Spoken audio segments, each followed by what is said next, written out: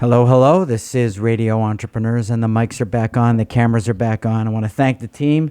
If you've been watching our videos over the last 2 to 3 months, you've noticed what an upgrade in quality. We've really put an emphasis on making you look good, and that's really what it's all about for us. And I want to thank also the people who built our studio. We're probably proud of this studio. MTP Software, the leader in sports CRM in the United States. And our next guest is a returning guest, Ken Cheo, president and owner of Our Sales Coach. And if you want to grab hold of your sales team and get the most out of them, which I don't think most of us are doing, maybe Ken's the guy. Tell us about it, Ken. Yeah, really. If you look at any sales team across the board, typically what you find is there's 10, 20% that are miles ahead of everyone else. Well, most people can't sell. 2 or 3 times. Well, that's what people conclude. And there's really a series of things that lead to that conclusion. And you may be right, but there's also 10 to 20% that are struggling and maybe they shouldn't be there. It's those 70 to 80% in the middle where you're getting mediocre results, and you can get more out of them. But there's really 5 key things I find that prevent you from really understanding that. And at the end of the day, if you don't have those things in place, you end up saying, well, geez, I guess I got the wrong person, or, that's just all I'm going to get. And we accept that.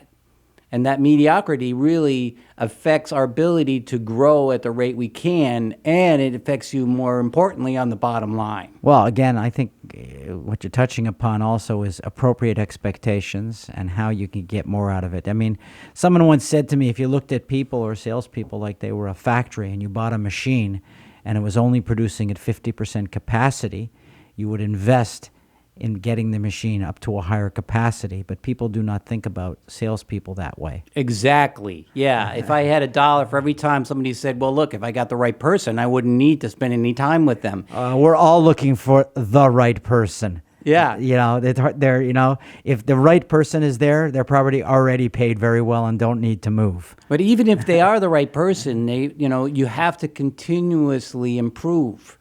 And because markets shift, technology shifts, and the first thing I find is that they really, a lot of times, don't have the market focus. I'll come in. You're right. I'll find out that, they're trying to be everything to everybody. And that really prevents you from really generating some good penetration in a place where you can, and then have a point of strength to leverage. Instead, and it also makes it difficult for their team and their marketing people to really understand their customer and be able to put together information, educate that customer to get their attention. Today, that's one of the biggest problems, is how you're going to get their attention. But if you're trying to be everything to everybody, you can't really get to know your customer well enough to effectively do that. And then they don't really take the time to understand their leads. Where are their leads coming from, or where will they come from? And where are the holes in their sales process? Now, I understand you're talking about I'm just going to add some more complexity to it. Do you also look at the team selling and compensation and incentives? Do you look at those things as well, or are you just fully skill-based? Yeah, and a lot of times, first of all, in that regard, the first mistake they made is who do they really need on their team?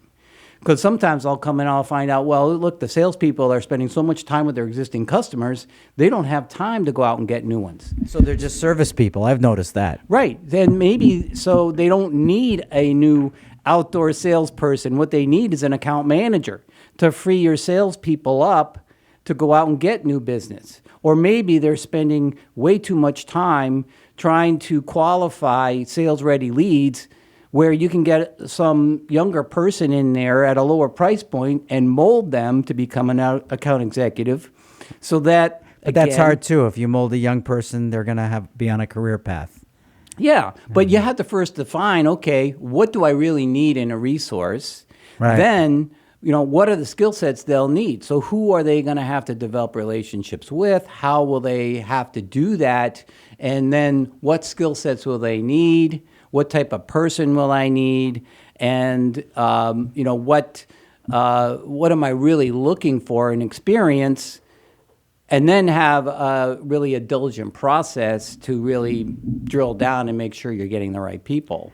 Well, you clearly have a sales background. You can tell talking to you. Are you mostly focused on individual coaching, or are you also doing a lot of material-based stuff? Well, what I do, so there's three parts to it. They have to have the right systems in place, right? Lead generation, so they're not wasting time trying to get leads instead of being in front of prospects closing deals. Secondly, sales process. So I was with a new client this week, and I was quickly able to identify 4 key areas where there's fatal flaws in their sales process. They weren't really drilling down on the pain enough.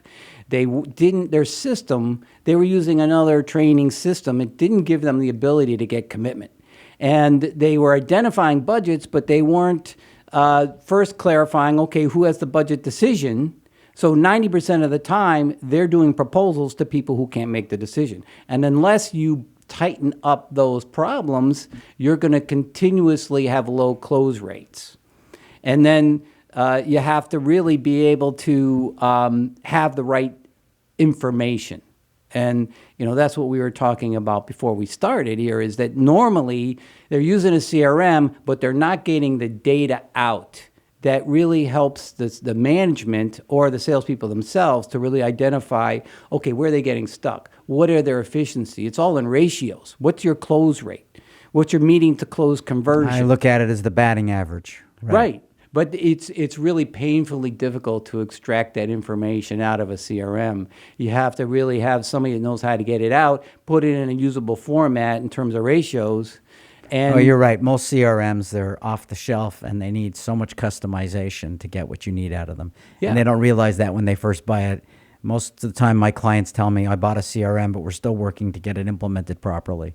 Right. And, I was just telling you earlier that, I was with somebody for breakfast who was a consultant into CRM, and he was telling me a story about how one of his customers spent $500,000 so he can get 18% adoption rate on his sales staff on using CRM. And to me, the real problem is that salespeople aren't getting the data out, and the sales managers aren't using that data to help the salespeople understand. A lot of salespeople don't want to put the data in either. But if they knew how it was going to help them to become more efficient and make more money, then they would adopt that, and they would recognize it as a powerful tool for their continuous improvement. I agree. I mean, we're sitting in the offices of a CRM company, but a very vertical one, because it really works solely in the sports and entertainment industry.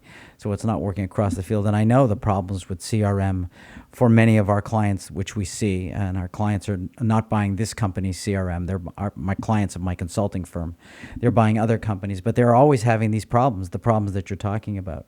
But CRM has added a very important dimension to sales efficiency when they're used properly, correct? Yeah, I mean, don't get me wrong. You like CRM. You have to have a CRM, but the problem here is that they're built to help you track your pipeline. And they're all very good at that. So you know where you are. You can see your prospect to opportunity conversion, and you can track that. And you can track the information you need for your next sales call. They're all great at that.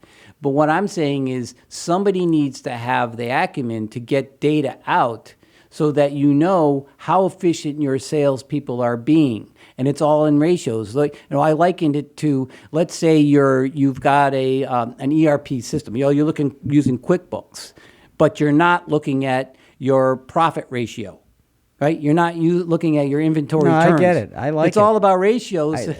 Sales is a numbers game, and you got to look at those numbers and look at them and break them down to their proper categories. Right. I agree with you 100%.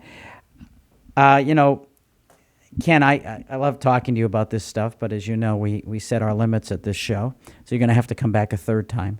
All right, well, that sounds good to me. But if somebody's looking for our sales coach, how would they find you? Well, our URL is www.oursalescoach.com, or you can email me at kcheo@oursalescoach.com. I think good sales training is desperation. My family bought, trainloads of food products that they were going to distribute when I was young. They gave me my mother's car and a cooler, and they said, sell it or we're going to lose the house. So there was desperation. That was my first attempt at really mass selling. And then I was trained at a surgical division of one of the larger medical companies in the world, Fortune 100 company. And their attitude was, if you don't sell 10 out of 10, you're jeopardizing human lives and we're going to fire you. So we're going to teach you how to really get your point across and benefits across. And they also said, if you sell something to somebody that they don't need, we're going to fire you. Yeah. That's the way to get repeat sales. Right. You sell the right thing. But then, 10% or 20% of the people are able to do that, or smart enough, or, have the motivation to succeed. Whereas if you give them the tools that they need, the information that they need, and then you train them on the skills and coach them along the way, then what you find is you have people that are, number one, they understand the market. They understand what their competitive advantage is. I'll come into a sales team and I'll ask them individually, okay, what's your competitive advantage in the marketplace? And I get different answers from everybody, right? They develop strong pipelines on a continuous basis. We agree. They are the marketing department's best resource, and they are consistently producing sales, closing deals at a profit. Agree. But what I was trying to do to support you in saying, great salespeople who are developing are honorable people. Good salespeople sell the right things. Bad salesmen are not great salesmen because they sell it once and they never sell a second time. Oh, but good point. you're gonna come back again. We're gonna talk again. My name is Jeffrey Davis. This is Radio Entrepreneurs.